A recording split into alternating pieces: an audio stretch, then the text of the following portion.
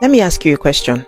How would you prove that you are sane to somebody who already believes that you are mentally unstable? Would you stay calm? Would you get angry about it? Think about it. Almost anything you do could make you look even more mentally unstable. In 1973, a psychologist carried out an experiment that put that idea to the test. David Rosenhan wanted to know whether psychiatrists could really tell the difference between somebody who was mentally ill and somebody who wasn't. So he recruited 8 healthy volunteers. Then he sent all 8 to different psychiatric hospitals with one simple instruction. Tell them that you are hearing voices, and those voices are only saying 3 words: empty, hollow, thud. Apart from that, they were told to answer every other question honestly. Give them your real name, tell them your real job, your real life story, Every single one of those volunteers were admitted. 7 were diagnosed with schizophrenia. The 8th was diagnosed with manic depressive psychosis, a diagnosis that we now know as bipolar disorder.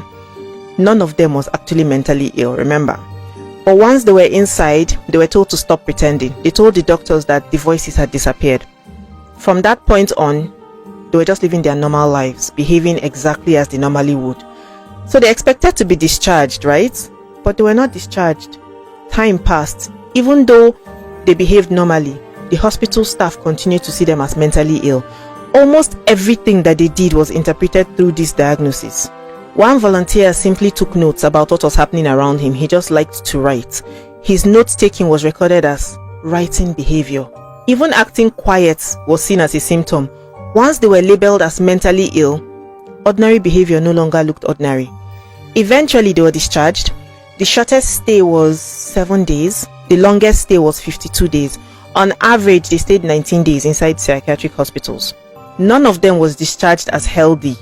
Instead, their records described their mental illness as in remission, meaning that the hospitals believed that they still had the illness, but it currently wasn't showing any symptoms.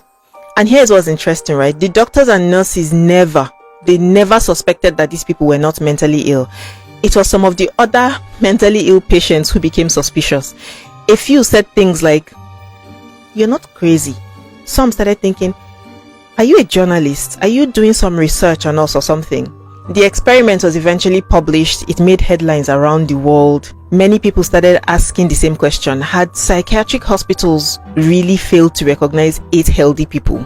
How? They can't differentiate between a mentally ill person and a normal person. One hospital believed that it wouldn't make the same mistake.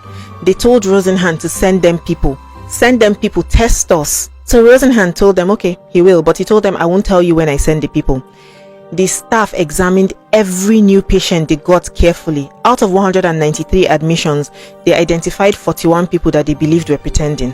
But guess what? Rosenhan had not sent a single one. Everybody that they had picked out had legitimate mental health concerns. For me, this proves that once we put a label on someone, it's very difficult to see anything else. Everything that they do points to what we've already labeled them as. Be careful what label you're allowed to be attached to you. It's very difficult to get rid of.